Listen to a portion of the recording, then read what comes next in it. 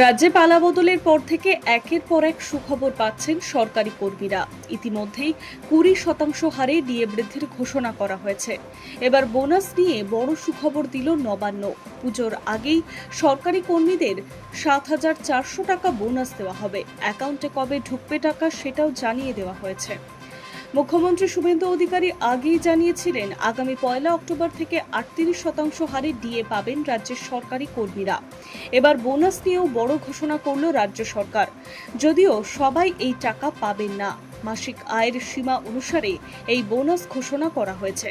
এখন প্রশ্ন হলো, কারা এই 7,400 টাকা বোনাস পাবেন?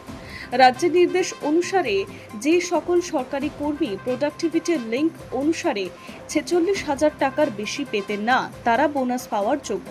পাশাপাশি নির্বিচ্ছিন্নভাবে 6 মাস চাকরি করলেও এই বোনাস মিলতে পারে।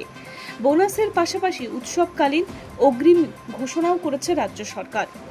নবান্নের ঘোষণা অনুযায়ী যে সকল সরকারি কর্মী 2026 সালের 31শে মার্চ পর্যন্ত 46,000 টাকা বেশি তবে 54,000 টাকার মধ্যে মাইনে পেতেন, তাদের উৎসবকালীন অগ্রিম দেওয়া হবে।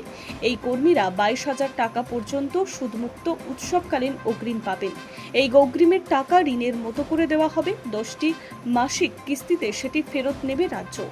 রাজ্যের তরফে জানানো হয়েছে, পুজোর আগে সরকারি কর্মীরা এই বোনাস পেতে পারেন। নবান্নের ঘোষণা অনুসারে আগামী 28শে সেপ্টেম্বর থেকে 1 অক্টোবরের মধ্যে এই বোনাস দেওয়ার কথা। অর্থাৎ বর্ধিত হারে ডিএ ও বোনাস প্রায় কাছাকাছি সময় পেতে পারেন তারা। পুজো এলেই এমনিতেই রাজ্য জুড়ে সব মানুষের মনে আনন্দে মেতে ওঠে। এবার বোনাস ঘোষণা করে সরকারি কর্মীদের সেই আনন্দ আরও কয়েক গুণ বাড়িয়ে দিল রাজ্য সরকার। High news network.